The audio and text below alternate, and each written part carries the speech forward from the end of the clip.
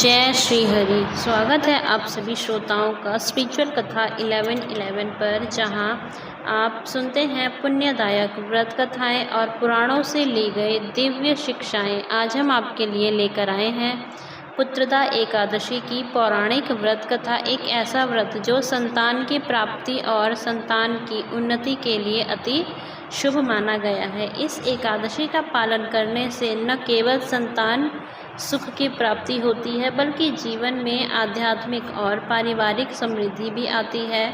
तो आइए श्रद्धा और भक्ति के साथ सुनते हैं पुत्रदा एकादशी व्रत कथा। राज युधिष्ठिर ने पूछा, हे भगवान, आपने सफला एकादशी का महात्म्य बताकर बड़ी कृपा की। अब कृपा करके यह बतलाइए कि पौष शुक्ल एकादशी का क्या नाम है, उसकी विधि क्या है और उसमें कौन से देवता का पूजन किया जाता है। भक्त वत्सल भगवान श्री कृष्ण बोले, हे राजन, इस एकादशी का नाम पुत्रदा एकादशी है। इसमें भी नारायण भगवान की पूजा की जाती है। इस चर और अचर संसार में पुत्रदा एकादशी के व्रत के समान दूसरा कोई व्रत नहीं है। इसके पुण्य से मनुष्य तपस्वी, विद्वान और लक्ष्मीवान होता है। इसकी मैं एक कथा कहता हूँ, सो तुम ध्यान पूर्वक सुनो। भद्रावती नामक नगरी में सुकेतुमान नाम का एक राजा राज्य करता था। उसके कोई पुत्र नहीं था। उसकी स्त्री का नाम शैव्या था। वह निपुत्री होने के कारण सदैव चिंतित रहा करती थी। राजा के पितर भी रो रो कर पिंड लिया करते थे और सोचा करते थे कि इसके बाद हमको कौन पिंड देगा। राजा को भाई, बांधव, धन, हाथी, घोड़े, राज्य और मंत्री, इन सब में से किसी से भी संतोष नहीं होता था। वह सदैव यही विचार करता था कि मेरे मरने के बाद मुझको कौन पिंडदान करेगा। बिना पुत्र के पितरों और देवताओं का ऋण मैं कैसे चुका पाऊंगा। जिस घर में पुत्र न हो उस घर में सदैव अंधेरा ही रहता है। इसीलिए पुत्र उत्पत्ति के लिए प्रयत्न करना चाहिए। जिस मनुष्य ने पुत्र का मुख देखा है वह धन्य है। उसको इस लोक में यश और परलोक में शांति मिलती है, अर्थात उनके दोनों लोक सुधर जाते हैं। पूर्व जन्म के कर्म से ही इस जन्म में पुत्र, धन आदि प्राप्त होते हैं। राजा इसी प्रकार रात दिन चिंता में लगा रहता था। इस समय तो राजा ने अपने शरीर को त्याग देने का निश्चय किया, परंतु आत्मघात को महान पाप समझकर उसने ऐसा नहीं किया। एक दिन राजा ऐसा ही विचार करता हुआ अपने घोड़े पर चढ़कर वन को चल दिया तथा पक्षियों और वृक्षों को देखने लगा। उसने देखा कि वन में मृग, व्याघ्र, सुअर, सिंह, बंदर, सर्प आदि सब भ्रमण कर रहे हैं।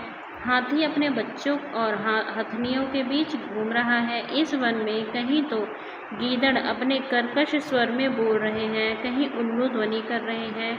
वन के दृश्यों को देखकर राजा सोच विचार में लग गया। इसी प्रकार आधा दिन बीत गया। वह सोचने लगा कि मैंने कई यज्ञ किए, ब्राह्मणों को स्वादिष्ट भोजन से तृप्त किया, फिर भी मुझको दुख प्राप्त हुआ। क्यों? राजा प्यास के मारे अत्यंत दुखी हो गया और पानी की तलाश में इधर उधर फिरने लगा। थोड़ी दूरी पर राजा ने एक सरोवर देखा। उस सरोवर में कमल खिले थे तथा सारस, हंस, मगरमच्छ आदि विहार कर रहे थे। उस सरोवर के चारों तरफ मुनियों के आश्रम बने हुए थे। उसी समय राजा के दाहिने अंग फड़कने लगे।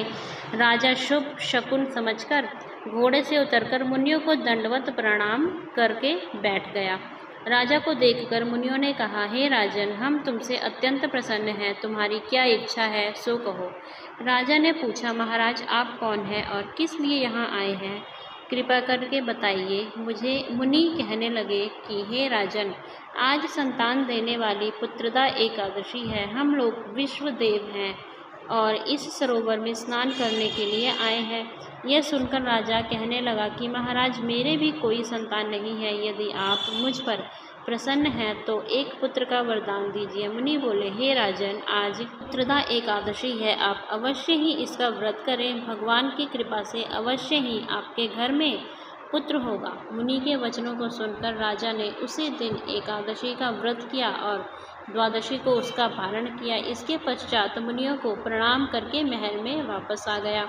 कुछ समय बीतने के बाद रानी ने गर्भ धारण किया और 9 महीने के पश्चात उनके एक पुत्र हुआ। वह राजकुमार अत्यंत शूरवीर, यशस्वी और प्रजापालक हुआ। श्री कृष्ण बोले, हे राजन, पुत्र की प्राप्ति के लिए पुत्रदा एकादशी का व्रत करना चाहिए। जो मनुष्य इस महात्म्य को पढ़ता या सुनता है उसे अंत में स्वर्ग की प्राप्ति होती है। आपने सुनी पुत्रदा एकादशी व्रत की पुण्यदायक कथा।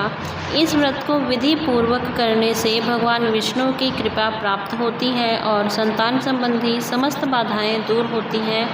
अगर आपको यह कथा पसंद आई हो तो कृपया वीडियो को लाइक करें, चैनल स्पिरिचुअल कथा 1111 को सब्सक्राइब करें और भक्ति से जुड़े इस ज्ञान को दूसरों तक भी पहुंचाएं। फिर मिलेंगे एक और पावन कथा के साथ। जय श्री हरि।